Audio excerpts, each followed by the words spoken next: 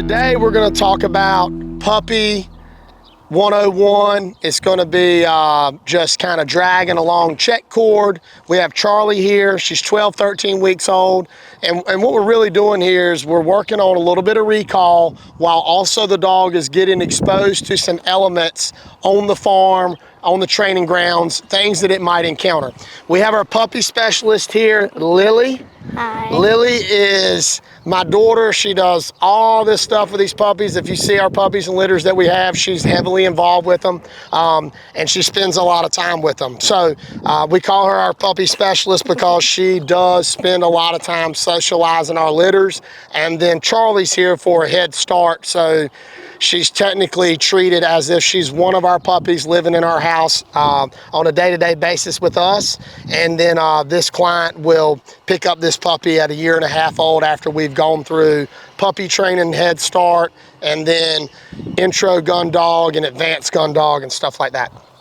So we're gonna snap on our long lead and we're gonna put our puppy down on the ground and we're gonna take off walking. And these daily walks are good. It's really just for the dog to burn some energy. This check cord does a lot of things for us. So the check cord is a good way for the dog to burn some energy. Also, it gives us control. So at this age, if we cannot control the outcome of this dog not coming back to us on the here command, or we're throwing little fun bumpers in the house and the dog, we throw those in a hallway, but when we go outside to throw them, we will not outthrow the length of our check cord, and then that way we can coax the dog back to us. It also creates neck restraint. And what that does for us is later on we start doing leash work with this dog, it doesn't flail like a fish out of water and fight the lead. So we train a lot of basic obedience dogs, and people bring dogs to us like, man, they pull, we can't control them, they fight the lead, they turn and bite the lead. Well, dragging this check cord, the dog is going to learn a lot about just having the presence of a little bit of pressure pulling on its neck. The cord might get hung around the tree, so on and so forth. Charlie's done this since she was 9, 10 weeks old. So the dog has been dragging this check cord around. We typically turn our dogs out to air, pee, and poop, and then we just snap the cord to the dog. So she's pretty accustomed to dragging it around. Also, the dog has been experiencing daily walks, stuff like that. Jumping, that dog just jumped, okay? Another thing that this check cord does for us is if we have a dog jumping, we can step on the cord and refrain it from jumping on us. Also, you just heard some gunshots in the background, so we've got training going on, retriever training. So this dog's getting exposed to gunfire in the air, in the distance, while other dogs are getting trained, and it just becomes background noise. Good, good girl. Now, one thing that I would like to get out of this is the dog is really not roaming off far, but I was talking about earlier on that I wanted to work on some recall. So what we can do, since I have Lily here with me, is I can get Lily to take off and go away from me. Actually, she's gonna roam on. She's gonna roam, let her roam. All right, call her back, Lily. Here. Good. And Lily's gonna pay her with a little treat. Good. So when we're out on this walk like this, that dog's gonna roam off and check something out and smell the leaves and the dandelions and the grass and all that stuff. Might encounter rabbit poo and deer poo and all that stuff, but we can call the dog back to us. Here. Good. All right, I didn't pay with a treat that time. I'm gonna pay with praise. Good, atta dog. Then, when I go out and about and my dog doesn't necessarily come back to me immediately, we typically pay with a treat. So if I have to work a little harder, I'll pay with that treat, okay? Now, she's gotten more interested in roaming around as we've gotten out of what we call like our golf course grass. Call her to you. Charlie. Good girl, rub her up. All right, Lily's gonna pay with another treat. So we're subconsciously working on the here command, all right? Now, I have my whistle on just because of the drills that we did earlier, but I also can introduce some of those things. These puppies that we have are all whistle broke anyway. Here, good puppy. We whistle every time we feed them, so they learn to whistle a lot. And then we can continue to do the here command in 3 blast, here, here, here, which transitions to toot, toot, toot. Now, I also discussed earlier about jumping. A lot of people complain about, hey, my puppy jumped all over me. I said I can refrain that some by stepping on that cord, because what happens, most people bend down in the puppy space, then you're in your personal space, and then they jump on you. You can kind of just step on that cord and refrain it. Now, I, at this stage, want the puppy to be all about me. So I'm cool with it jumping on me. I'm gonna bend down. I want it to come to me and really love everything about being around me. I can fix the jumping later on. Here, here, here. Hey, you go get in the pond. Good dog, good, good.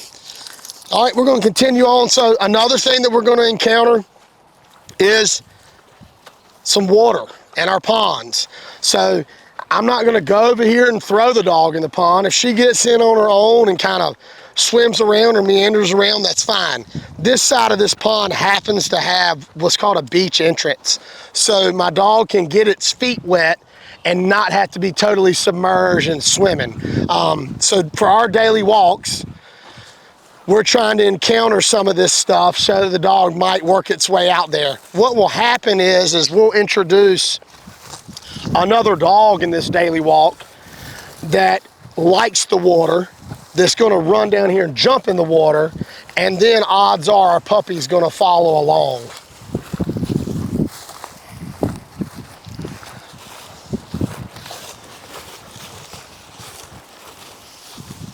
Go potty. Good girl. Yeah, go potty. Good. We say go potty every time that the dog uses the bathroom. Then we praise afterwards. We don't sell it too much. If we get too excited, then the dog's gonna stop in mid-action and not complete.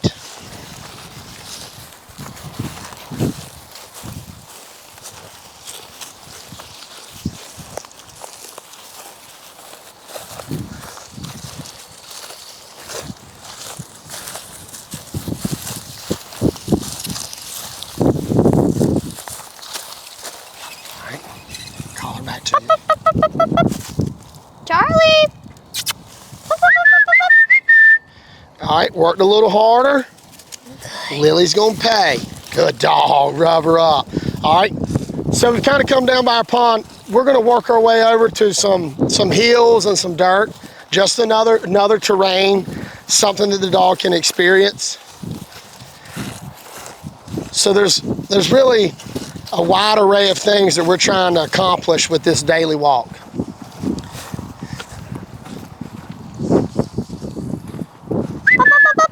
There you go. Good. And a dog.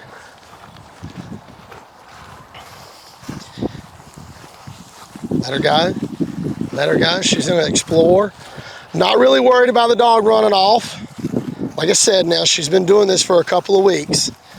But we have control of this situation. The check cord establishes enough restraint that once the dog gets accustomed to it and drags it around, we can really control the outcome of what's going on. All right, let's run up the hills, Lily, and see if we can get her excited about. Like it? Oh, yeah. Woo! Put this way.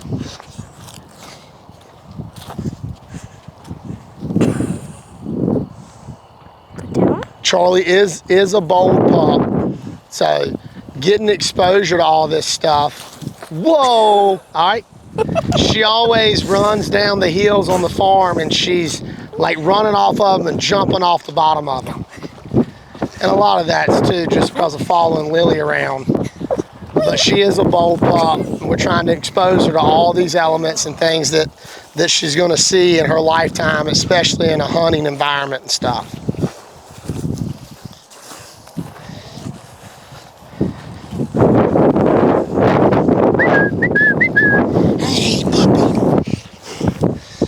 So this is kind of puppy 101. Charlie here just getting exposed to all the elements and to everything that it's going to encounter for the rest of her life. Got anything you want to say, Lily? No. Thank you for your help. You're welcome.